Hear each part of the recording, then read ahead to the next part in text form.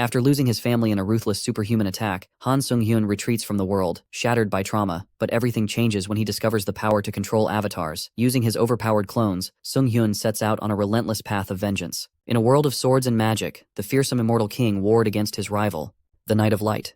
The monstrous monarch truly lived up to his name as the continent's nightmare, but the power of light was on humanity's side. Guided by this power, the Knight of Light was blessed with a luminous blade and wings. He was the paragon of righteousness. If you ask our MC, the fight between dark and light was a bit too theatrical for his taste. Well, he was just chilling on his couch, with snacks on the table, wrapped in a blanket while watching a performance after all. You see, this bum was actually witnessing two of his avatars fighting against one another with the fate of the world on the line. How did it end up like this? Let's rewind the clock a little bit to the day when everything changed. An investigator from the Special Investigations Department of the Ability Management Bureau was on Han Sung-hyun's doorstep to ask a few questions. From the weary look on his face, it was clear that he was not in the mood to talk to anyone about anything. The investigator quickly did his checks and left with a reminder to make sure to report to the Bureau if he ever awakens any abilities. Hearing the mention of awakening left a sour taste in the cripple's mouth. This short conversation with the investigator was the first human interaction he had with an outsider in half a year. He was just glad that it was over. But at least it meant he wouldn't need to open his front door for another 6 months for the next check. Most of his food supplies had already gone bad and expired. It had been 2 years since he touched grass and went out. I bet some of you could beat that record. Some would say that Han Sung-hyun was pathetic. They might curse him for being so weak-willed. But he was just another victim of this fucked-up world. Walking back to the couch, breaking news about an awakened arsonist committing random crimes before being transported to another world was airing. Those awakened people truly set a fiery emotion in Sung-hyun. One day, humanity began randomly awakening mysterious powers that defied the laws of nature and logic. Once someone awakens an ability, they would be forcibly transported to another world within 24 hours. If they met certain conditions, they would be able to return to Earth. But in reality, only a tiny fraction of awakeners could actually manage to survive and come back. As a result of feeling imminent doom, some unhinged, superpowered people would commit reckless and inhumane crimes before being forcibly transported. 2 years ago, Han Sung-hyun fell victim to one of these random acts of criminal madness. He lost his legs and his family in a blaze of lunacy. Maybe he also lost the courage to ever stand again. He tried his best to recover and rehabilitate his injuries as hard as he could, but it wasn't that simple. He had been keeping up with the routine in hopes of regaining some of his legs' functions to no avail. It felt like a pathetic attempt to take back what he lost from that incident. Han Sung-hyun changed. Now, he sank into terror at the thought of stepping a single foot outside the door. He wondered if something would have changed, if only he had been more courageous. He desperately wanted to escape the prison known as his own home and go anywhere at all. His self-deprecating thoughts were interrupted by the detection of a dimensional inflection point connecting him to the Akasha system. He randomly awakened a unique skill. Never in a million years could he have expected that this turn of events would happen. He was granted the unique skill simply called Avatar, not to be confused with the last Airbender. With the awakening came the 24-hour countdown until the mandatory transfer to another world. Han Sung-hyun was not ready for anything like this at all. Fate must be toying with him. Like an impatient commander, the system expedited the timer. If he didn't enter the transfer zone within the next few minutes, the forced escort feature would be enforced. Panicking, Sung-hyun crawled on the floor as fast as he could. He quickly rummaged through his closet for anything useful. People say that after being transferred, it would take someone at least a year to return to Earth. To make matters worse, time moves 10 times slower in other dimensions. That meant he would have to survive for 10 whole years to be able to return. With his spaghetti legs, could he even survive? Trembling in front of the assigned transfer zone in his living room, only 3 minutes were left for preparation. Sung-hyun packed every outdoor gear he could find in his closet, while fearfully staring at the countdown. He tried to step into the light, but he just couldn't do it. He couldn't even step outside his door before falling apart, and this system was forcing him to enter a different world with no power and skills. Forget about lasting for 10 whole years. He might not even survive for a whole day. Then he remembered the other notification he had just received. He was granted the ability called Avatar, so he shouted the activation at the top of his lungs, hoping that something would save him from this absurd situation. As soon as Sung-hyun opened his eyes, he was met with a perfect copy of his original body. From the appearance, clothes, and even the crutch, they were mirror images of one another. The original Sung-hyun suddenly felt a pang of pain in his brain. He started seeing two of his faces, and it must have messed up his head. Still confused about the whole situation, he turned around and looked in the other direction. Sung-hyun realized that he was sharing his vision with the avatar's eyes. He tried to move the avatar, but moving a separate body was a lot more nauseating than he thought. Moving both his avatar and main body was practically impossible. Unfortunately, there wasn't enough time to experiment further as the countdown reached the last minute. Sure, he had an ability, but having a perfect clone of his weak body seemed futile. Of all the abilities out there, he got stuck with something that just highlighted how useless he was. He wondered if some hero could save the day and go to the other world in his stead. Before Sung-hyun could even finish his thought, he realized that he might just have the perfect setup to do just that. So, he willed his avatar to walk forward and step into the transfer zone. and the process kicked off. He concentrated on controlling the clone as much as he could. Finally, the blue light of the transfer zone intensified. Sunghyun just wanted to throw a Hail Mary and test an insane idea out. But the transfer zone recognized his avatar as him. The avatar was successfully transported to the Auterica dimension. From out of thin air, his clumsily equipped body spawned in the middle of a forest. He looked at his body and the surroundings curiously. We all saw him send the avatar into the zone, yet his consciousness had seemingly tagged along. Fortunately, the system was kind enough to inform him that he could always return to Earth through the return option in the karma shop. Speaking of karma, those things were the main point system that he could collect and accumulate through his adventures. Currently, he has 0 karma, an absolute broke boy. Once again, that stinging pain inside his mind returned. His perception was split between the forest and the living room. His consciousness didn't transfer to the other world.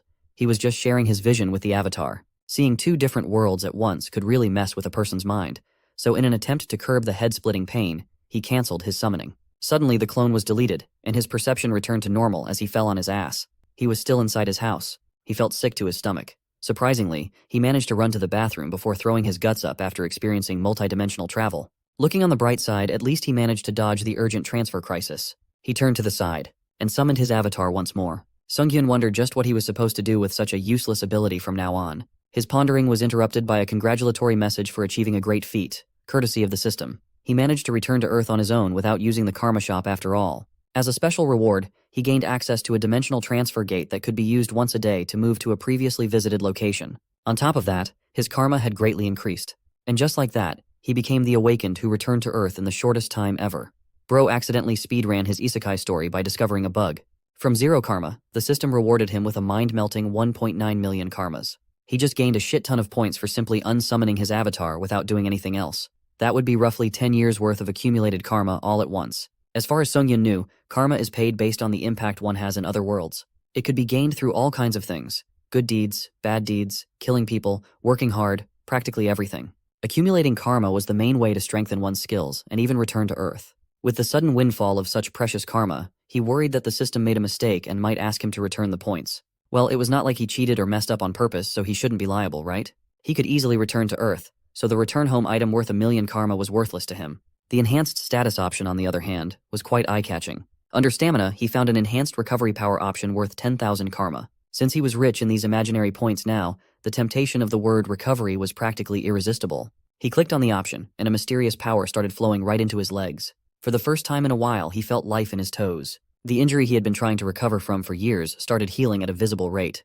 To him, this injury was not merely an inconvenience. It was a wound that marked the loss of his family. The scars that he retained served as the locks that confined him to this lonely room for a long time. Now that his recovery power had surpassed the standard human level, standing up without the assistance of a crutch had become possible. Just like that, he gained a super recovery skill. By nighttime, he had already gotten used to using his legs again. They even got ridiculously strong, stronger than before the incident. Furthermore, he still had a lot of karma remaining in the bank and a lot of things to spend on. For 300,000 karmas, he could enhance his original skill, which meant upgrading his avatar. Without a hint of hesitation, he purchased the upgrade and wondered what he would be able to do with an enhanced avatar skill.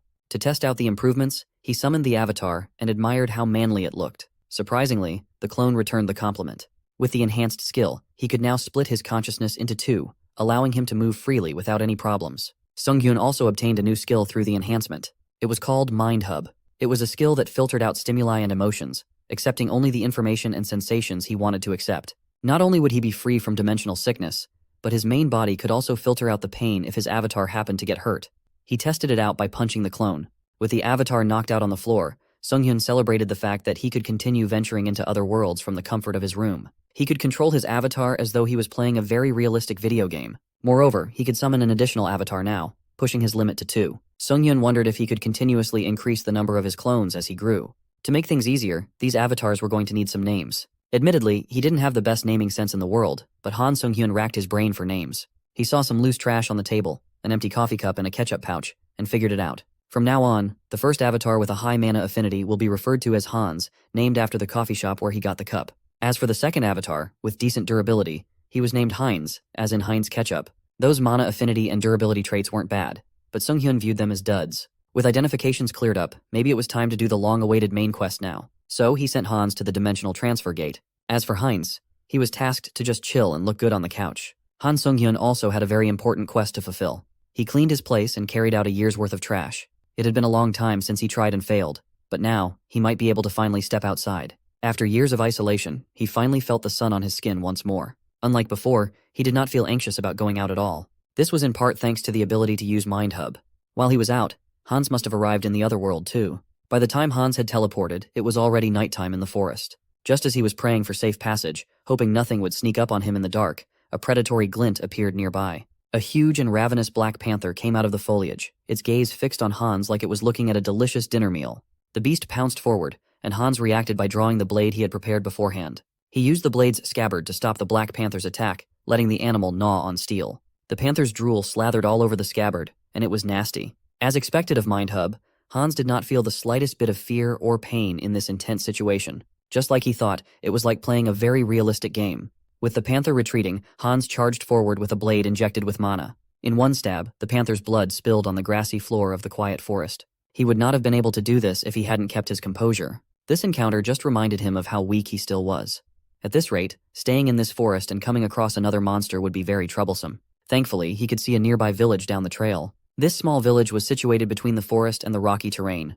The place looked peaceful enough. As soon as he entered the front gates, Hans was warmly welcomed by a kind-looking bald old man who introduced himself as Malcolm, the village chief. Chief Malcolm praised the young man for passing through the monster-infested forest path in the late hours of the night. Hans acted modestly and played along. He also asked permission to stay in the village, even just for the night. The kind chief welcomed him with open arms, saying that they should help each other out. In Chief Malcolm's eyes, Hans's outfit and equipment looked foreign. The young man just downplayed the whole thing. The chief said that coming across outsiders was rare in these parts, and it had been a long time since the last one. So, to celebrate, they should grab a drink at the village tavern. With the help of the kind chief, Hans was provided with an empty room to rest his head. He felt wholly welcomed by the warm-hearted village. It had been a while since he enjoyed being around other people. He even drank. Today was a fun day, but it was time to turn in and rest his eyes. While he was deep in slumber, a stranger sneakily entered the room. Meanwhile, Han Sung-hyun's main body was also celebrating on Earth. A cold glass of beer hit the right spot. He showered, ordered chicken and beer, and watched as his avatar traveled the other world. It was the perfect setup. Sung-hyun felt a little sorry for Heinz though.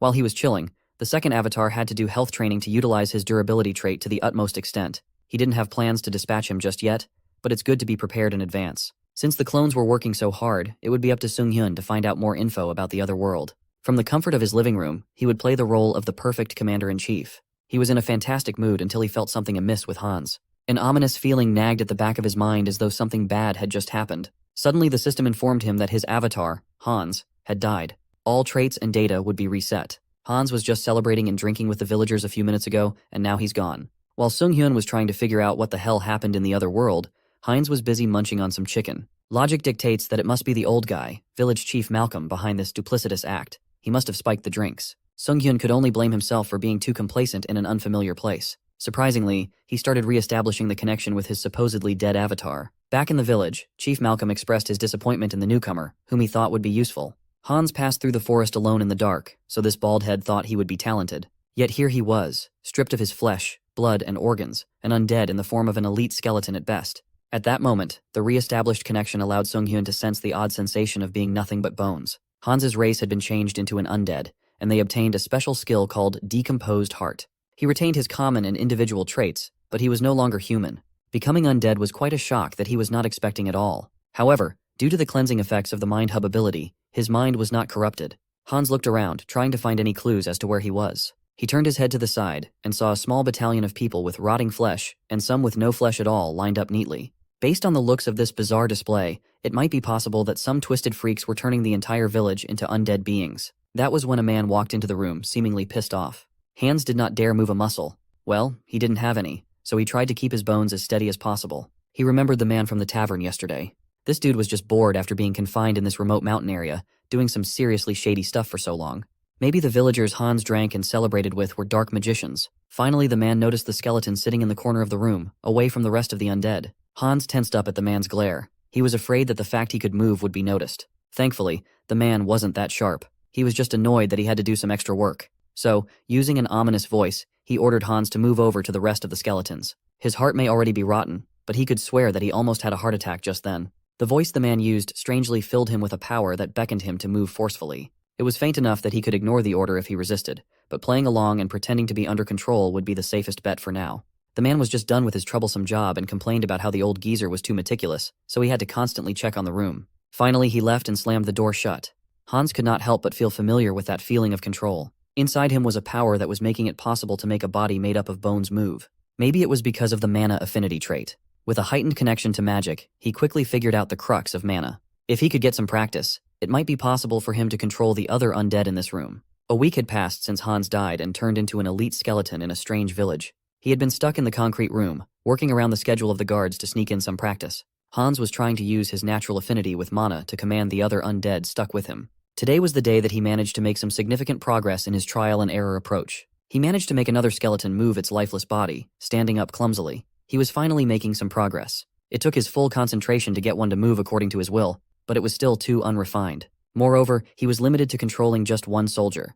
Maybe this was the limit of a mere elite skeleton. Hans heard a squeak that he had been hearing for the past week. A rat managed to sneak into the locked room, and the vermin was brave enough to skitter near Hans. He immediately grabbed the rodent off the ground, making it squeal. He finally got the rat that had been scratching his heel for the entire week. This fast little thing had been annoying him for a while now. Speaking of small and fast, Hans considered using the rat as an experiment subject instead of his fellow undead humans. He had nothing else better to do, so he might as well give it a try, right? Using his bony finger infused with mana, he killed the little rat in one stab. Its blood from the mortal wound scattered on the floor. With the rat dead, its corpse was now susceptible to the same principle that Hans had been practicing. Suddenly, the little rodent stood up with renewed vitality, as if it hadn't just been stabbed a moment ago. Hans quietly celebrated his successful experiment. He named this undead rat Alfred, and let him loose. This was the beginning of Operation Nightwatch. Using the inconspicuous animal, he could gather information by listening in on hushed conversations. Alfred was quite a valuable and effective asset when it came to espionage. Now Hans could have eyes and ears on the outside. The whiny grunt came back to the room, still unsatisfied with his working conditions under the old chief geezer. Hans could see the grunt fiddling with another locked room, possibly a warehouse of some sort. Curious, he pondered whether he should send Alfred the rat inside to investigate. He wanted more information, but a thick dark energy was preventing him from even walking near the doorway. Even with Mana Hub neutralizing his emotions, he could still instinctively feel the terror inside this mysterious location. Every one of his senses was telling him that it would be too dangerous to approach any closer. And so, he just waited for the grunt to get out, and listened in on a conversation between grunts regarding some sort of ripening process. Each grunt working under the village chief dreaded that ominous item inside the mysterious room. They called it the fragment of the immortal king. The village may look normal at first glance, but it was filled with guards watching every side. They'd also set traps in every building, even though only fools would dare sneak into this forsaken place. Alfred skittered away after obtaining some valuable info just by eavesdropping. Now he knew about the existence of this fragment of the immortal king. Confident that he could freely go around the village to gather some more info, he wondered where to find the man at the center of this mess, the bald village chief bastard. Unfortunately for Hans, Alfred, the undead rat's second life, is short-lived as he is spotted and killed by someone outside. There was no coming back from this. The culprit used some magical dark blade that spawned directly from the ground to take care of the rat. Of course, it was none other than the village chief himself. He was one vigilant son of a bitch. Even a rat could not escape his detection. Hans worried that he would be caught after this misstep. The chief just found it odd that an undead rat didn't exude the energy of black magic, but its body was strangely filled with dark mana. The bald bastard just chalked it up to the vermin dying of natural causes and transforming into an undead due to dark mana exposure. If that were the case, the investigation would be easy, as there's only one place overflowing with dark mana in this village. As soon as the sinister old man came up to his grunts, they tensed up. When they asked if Jeffy was in charge of the undead warehouse, they tensed up even more. Meanwhile, Hans was mourning Alfred's loss. Although it might have been short-lived, he really liked that rat, and he promised to take revenge on behalf of the little guy. Wherever Alfred's spirit might be, he better watch what Hans had in store for the bastards that put him in his current predicament. By sunrise, Jeffy the Grunt kicked the door of the undead warehouse open, visibly pissed for getting chewed out by his boss for letting a rat crawl in and sneak out of the room. Jeffy wanted to vent his frustrations on the undead, who listened and obeyed his orders. He looked at them as worthless, foolish things, incapable of forming thoughts or moving on their own. Jeffy, the Grunt, was so infuriated and irritated that he socked one of the rotting fleshy zombies right in the jaw for being too slow. Punching something right in the face definitely made the pathetic Grunt feel like a big man. He lifted the zombie's head by the hair to examine its face. Jeffy remembered this rotten zombie from back when he was still human. It was a family man who dared to rebel against the dark magicians to protect his family from a horrific fate and failed. Jeffy, the Grunt, dared the zombie to talk back now. Even if he hadn't been turned into a mindless zombie, he wouldn't be able to do so. Jeffy plucked this guy's tongue out before killing him after all. Finally, he lost interest in the poor undead after venting his anger and frustration. Jeffy missed the days of fun when all they did was hunt down every single person in the village for their mission. He thinks that turning the rebellious zombie's wife into an undead and putting them in the same locked room is a favor. The dark magicians never spared anyone, even young children. At that moment, The zombie stood up from the ground and pounced at Jeffy's shoulder, promising to take a big bite. Its bite was sudden and forceful, tearing through the grunt's flesh, making him bleed, panic, and stumble. He tried his hardest to wrestle back control using the voice to order the zombie, but it was not working. Since the orders didn't stop the zombie from acting out of line, Jeffy busted out his offensive magic spell. Before he could finish casting, the zombie's undead wife also moved, grabbed, and shut Jeffy's stupid ass up, canceling the spell cast. He turned to see the rest of the undead that he was tasked to oversee bum-rushing him down with a vengeance. Jeffy the bastard suffered a painful series of attacks at the hands of the people that he killed and enslaved. Of course, the culprit was the elite skeleton situated at the back of the room.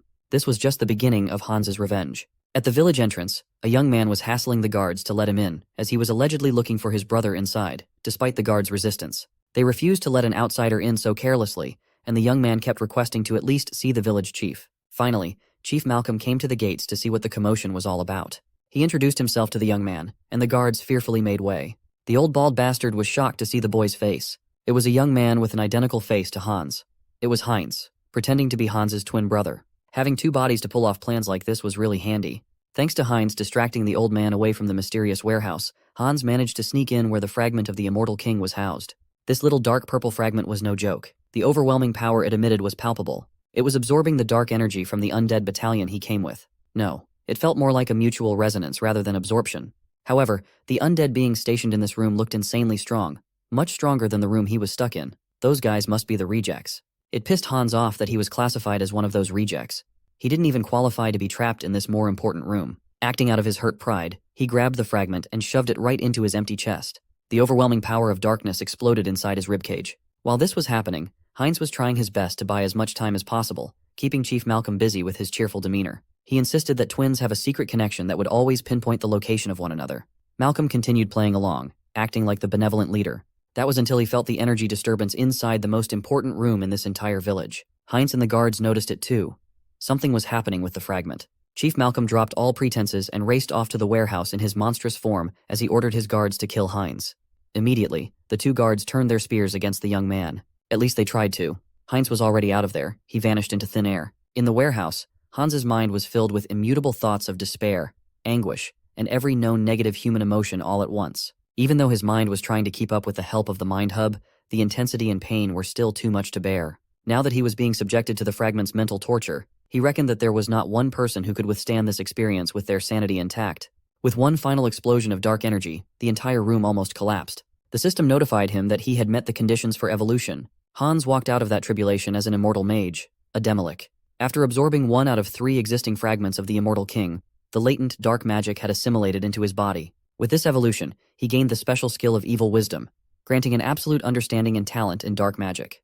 Clueless as to what was happening, another grunt was cursing Jeffy for getting him saddled with more work, just because of a loose rat. His boredom was interrupted by a loud and angry mental message from the master. He reported that nothing was wrong with his post, but a disaster was already brewing with the fragment at the center of it all. The grunt tried to call on Jeffy so they could check out the commotion together, but he did not get an answer. When he got close to the door to take a closer look at what happened to his coworker, the poor grunt was mobbed by the undead inside. Behind them was Hans, a Demolic with the ability to speak the human tongue and have his own free will. He stared at the grunt menacingly. It was about time to break out. The poor grunt used his magic in an attempt to drive the eager zombies away. The door eventually gave out, opening a cascade of undead monsters moving according to Hans's will. He continued talking to the grunt, freaking the poor guy out. Hans could feel the difference in his power level after his evolution. A significant part of it must have been the evil wisdom he obtained. Just by looking at and sensing anything related to dark magic, he could emulate and master spells instantly. In other words, it was an absolute cheat code. The already chaotic village was plunged further into chaos when the whole warehouse blew up in a fiery explosion. Hans calmly walked out of there and made the undead army come forth under his command. He ordered them to have their revenge and not to let a single one of these dark magicians escape. They must kill every horrible human in this village. And so, the undead rebellion started, with Hans as the catalyst. He was expecting an easy sweep of the village, but some of the elite skeleton soldiers started dying off little by little. That was because Chief Malcolm had joined the fray, and he was pissed as he wielded dark magic menacingly. The gentle old man act was fully out the window now. He wanted to know what this mere skeleton did to the fragment of the Immortal King. His real name was Marcos Giocali, an elder in the Vow of Defiance. Hans cheekily asked the elder if he still remembered him from a few days ago. Thanks to this bald demon, he literally lost his heart. He just took it upon himself to pick up a new one from the warehouse. The fragment was now deeply embedded and assimilated into his undead body. The elder gnashed his teeth in anger. To think that such a lowly undead skeleton would fuse with the fragment of the immortal king was preposterous. In his fury, the old fart busted out a gnarly spell, the Finger of Death. Why would you finger a skeleton, bro? The swirling spell made of pure dark magic homed in on Hans. It moved too fast, and he did not have enough time to dodge out of the way. Fortunately, all it did was chop off one of his arms. It didn't even feel painful. He was just annoyed that the old fart would be so impolite and attack while he was still talking. The elder poured every resource and manpower he had for a whole year to hasten the maturation process of the fragment, so he was rightfully furious. He was so close to obtaining power stronger than anything imaginable, only for it to get snatched away by a wise-ass skeleton. The fragment was wasted on just turning an elite skeleton into a demolish. With his fury, he built a nefarious thorn of darkness made purely from dark magic. Hans just realized that putting the fragment into his body must have been like putting a high-tier enchantment on a beginner weapon. He didn't care, though. In this world, he might be the only one who could make the assimilation work. He was certainly convinced that the old fart wouldn't be able to withstand the mental torture. The elder seemed fascinated with Hans's abnormal corrosion resistance, and he wanted to study his body as a test subject once all was said and done. Elder Marcos blasted a broken ectoplasm. Hans criticized the old bastard for being so corny and announcing the names of his skills when he was casting. In his heart, Hans was fighting this fight for the sake of Alfred's revenge. Not knowing who Alfred was, Elder Marcos asked if he was one of the villagers, suspecting that Hans must have infiltrated the village knowing what he was getting into. Suddenly, a potent mass of dark magic appeared on the old fart's flank. He managed to get a barrier up in time, defending against the wailing of dark energy. Elder Marcos was in a pinch, and he knew it. Hans was rapidly becoming accustomed to dark magic by the second, thanks to the power of the fragment.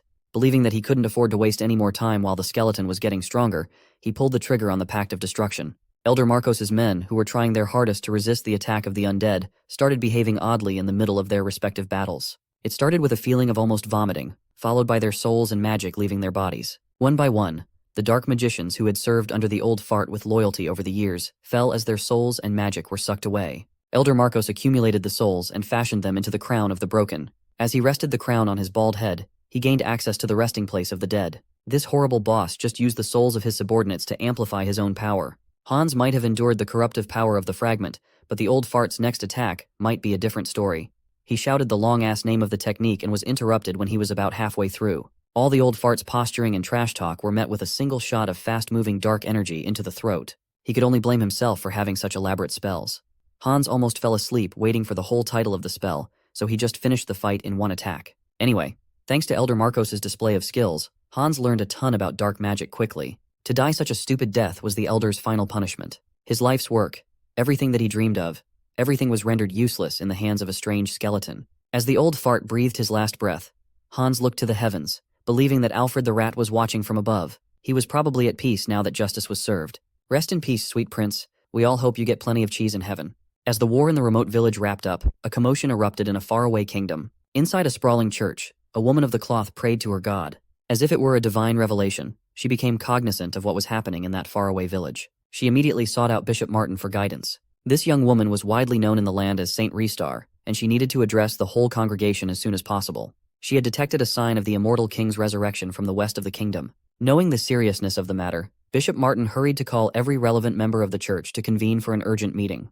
The resurrection of the monster who had plunged the continent into fear hundreds of years ago would be a catastrophe of untold proportions. Saint Restar refused to allow something like that to happen under her watch. Hans walked around the aftermath of the battle and assessed the damage to his undead forces. He had a few hundred under his control, but they were almost wiped out. But the good thing about undead troops was you could always just make new ones and replenish your losses. It's part of the fun of being a necromancer.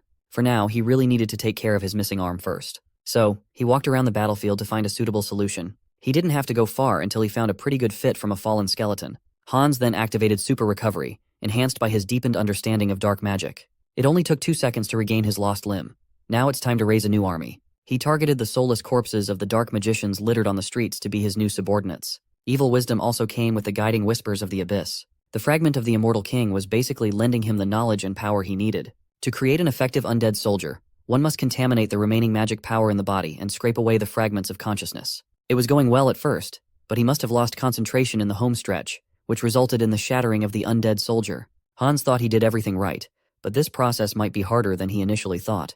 Nevertheless, he managed to raise a new army after a few hours. After a few tries of trial and error, he started getting the hang of it and increased his success rate drastically. Now, he needed to figure out what to do with the corpse of Elder Marcos. Maybe he could turn the dead old fart into an undead with an intact soul so he could extract some information. That would have been the best case scenario, but it might not be possible. Upon closer inspection, it turned out that the Elder of Vow of Defiance did not have a soul. His soul must have been artificially extracted through the magic circle placed on top of his heart. It's highly likely that it was done as some form of security measure from his organization. Since they could carry out an operation this big, it's only natural that they have some insurance.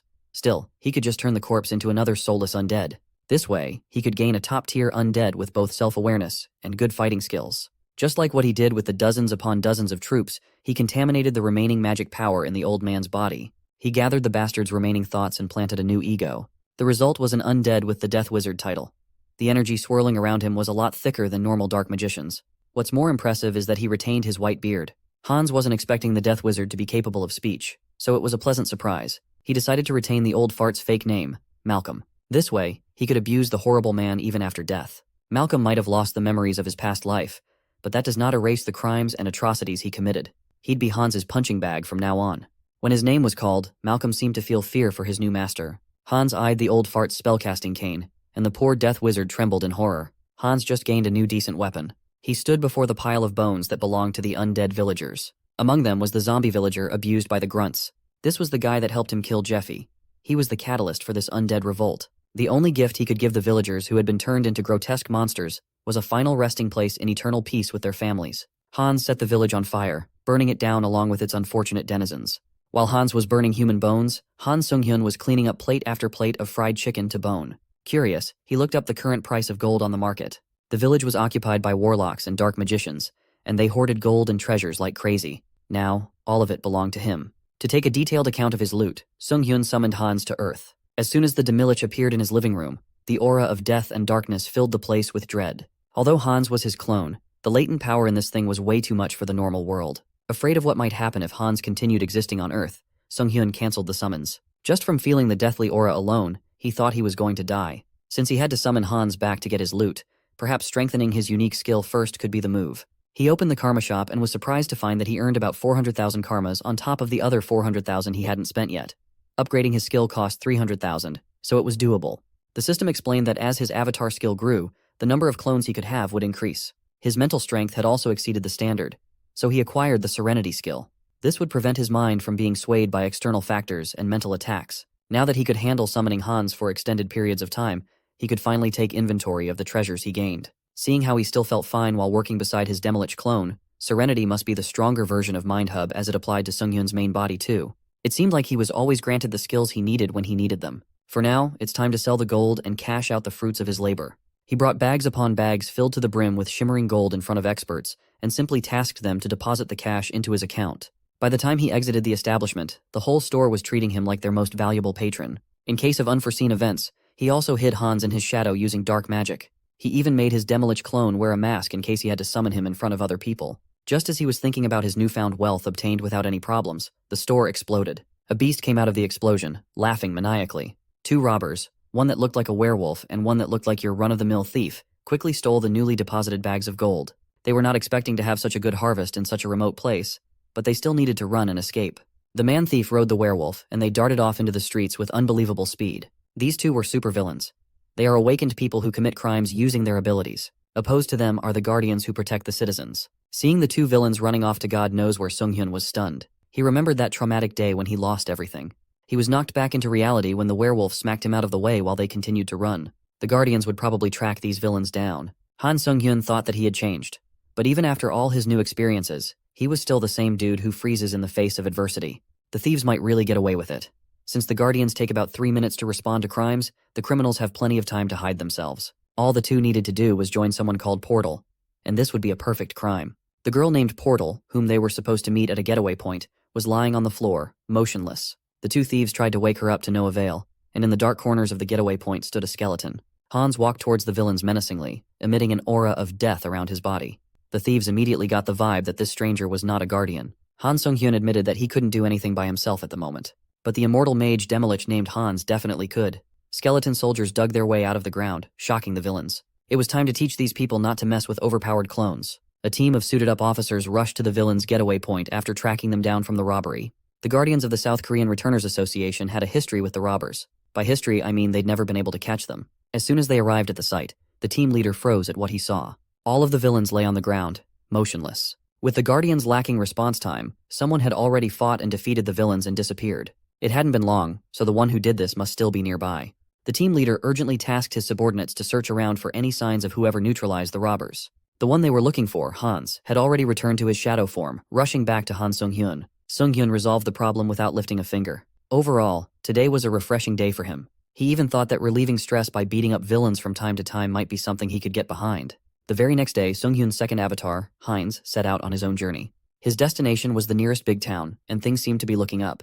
Malcolm, that old geezer, might be a duplicitous dark magician of death, but he wasn't lying about the town east of the village. Heinz entered the gate and marked the start of his official debut in the other world. But the vibe inside was far from what he was expecting. He was expecting to explore a place bustling with activity, but the town seemed oddly empty for its size. They didn't even conduct checks at the gates, nor were they interested in foreigners. Walking around, he came across some scary-looking thugs hassling a young lady in an isolated alley. They demanded 2 silver coins in 3 days, or they would do some unsavory things to the young lady. Heinz looked at this tiring cliché of city thugs exploiting a young girl and scoffed.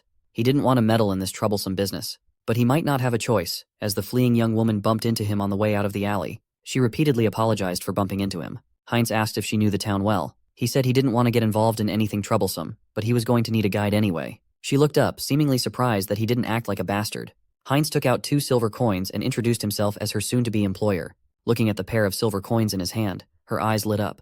They lit up even more when he proposed they should discuss the working conditions. After a cursory tour of the town, they ended up in a local inn. According to the girl, this accommodation was one of the better places to stay in town. Over the course of their initial tour, Heinz found out that the girl's name was Diana. She had been trying to earn some money to take care of her sick little brother after losing their parents. She was also on the hook for tribute money with some shady people. Today's tour earned her 2 silvers, and Heinz needed her for tomorrow as well. As soon as Heinz hit the bed, he tried to convince himself that he was just doing a good deed, even if he was getting ripped off. And so he concluded the uneventful first day of his adventure. This inn might be the best in town, but the bed was so uncomfortable that he hardly got enough sleep. He heard a girl sneezing outside and decided to look out the window to see what was going on. It turned out that Diana had been camping outside the inn, waiting for him to wake up. She might have contracted a cold from staying out for so long, but she still greeted her new boss with a smile. The sun hadn't even fully risen yet. Heinz invited her in to get some breakfast. He also asked her to just come during lunchtime instead of camping out so early in the morning. Diana was hardly listening to his words as she was focused on the food on the table. She even eyed the unfinished bread and eggs on his plate, and he let her have it as she looked hungry. Instead of eating the meal right then and there, she actually stored them in her bag. The town's name was Azanthu. It was a small territory on the western side of the Thalia kingdom. It may have looked like an ordinary medieval town, but there was just something slightly off about everything. There was an odd symbol littered all over the place. It looked like a drawing of a monster's fangs. It didn't look like it was drawn with paint, though. Diana explained that these symbols were drawn using blood. That morbid fact didn't bother Heinz too much as he tried to smell if it really was drawn with blood. Diana randomly asked if Heinz had eaten a soup containing venison for dinner last night. She could tell simply by smelling because she had an abnormally good nose. Her sense of smell was so sharp that it could even be considered a special ability. Diana explained that the morbid symbol was the emblem of an organization called Varkalak. They oversaw the roads. Just as she was about to continue sharing more information about Varkalak, Diana stopped in her tracks. She did so because she smelled something familiar from afar. Diana took another whiff of the air and confirmed her suspicion. It was the scent of freshly baked bread, a bread so good that everyone should try it if they happen to be in Azanthu. They had just eaten a moment ago, and this young lady was already hunting for the next food spot. If they hadn't rushed off to the bakery at that time, she would have smelled something entirely different wafting in the air. The smell of blood. A few days later, Heinz posted up at his meeting spot with Diana, but she was uncharacteristically late for their appointment today. Standing around in the open attracted some unwanted attention his way. The city thugs he saw on his first day approached him with a proposition to talk. He couldn't be bothered to waste time with these low lives, so he took out a few silver coins to pay them off and get them off his back. Heinz even acted as though he was donating some silver coins to help keep public order, which the city thugs liked. Heinz had already prepared some funds for this type of thing. On the neck of the bald thug was a tattoo of the same symbol littered all over the walls around town. Diana had also warned him not to linger near the back alleys and even advised him to leave the city as soon as possible. The fear she had for the thugs of Varkalak ran deep. As the thugs walked away, Heinz overheard them talking about a kid they'd captured under the boss's orders. Hearing the mention of an abducted kid alarmed Heinz. His mind immediately jumped to the worst-case scenario, thinking they had kidnapped Diana. Heinz promised not to meddle in troublesome business, but he shouted at the thugs to wait up. He knew that when it came to tense situations like this, momentum was important. If it got too dangerous, he could always just cancel the summon at any time. He steeled his resolve and told the thugs he was curious about something. At that moment, Diana showed up, proving his assumption wrong. And now, he had 2 pissed-off thugs on his ass. They confronted him about his curiosity, their tone veiled with threats. Not wanting to get in trouble with the Varkalak, he offered to give them even more silver coins for the inconvenience. The thugs took advantage of the situation and cleaned his coin pouch out. They took everything. He couldn't help but be irritated at Diana for being late and making him worry. As punishment, she wouldn't be having any free food today. Diana just started tearing up. She was late because her little brother had suddenly disappeared. The little boy had already recovered from his illness and became healthy again thanks to all the food Heinz had given the siblings for free. Now he was gone, and Diana didn't know what to do. Heinz immediately connected the dots. Those Varkalak thugs had just been talking about abducting a kid. It was highly likely they were the culprits. When he asked Diana if Varkalak might be involved, a look of utter terror spread across her face. She started screaming in anguish at the thought of her little brother falling into the hands of Varkalak. Heinz assured her that if those people demanded a ransom, he would shell out the cash. But Diana knew that if they were really the ones behind her little brother's disappearance, Aaron would die. What those criminals wanted wasn't money, but blood. Heinz asked why that would be the case, and Diana finally explained the open secret regarding this town. Azanthu might look like a normal town at first glance, but this place was nothing but a giant food storage for vampires. Speaking of vampires, the monster of the night had just finished feasting on blood. He could smell the pungent scent of dark mana nearby. He wondered if there was an internal conflict involving the fragment of the immortal king. It was a shame he would have to move to harvest a fruit he had been waiting to mature so soon. The vampire of Azanthu, a handsome man with crimson red eyes, sharp fangs, and pale hair and skin, had set his eyes on another meal.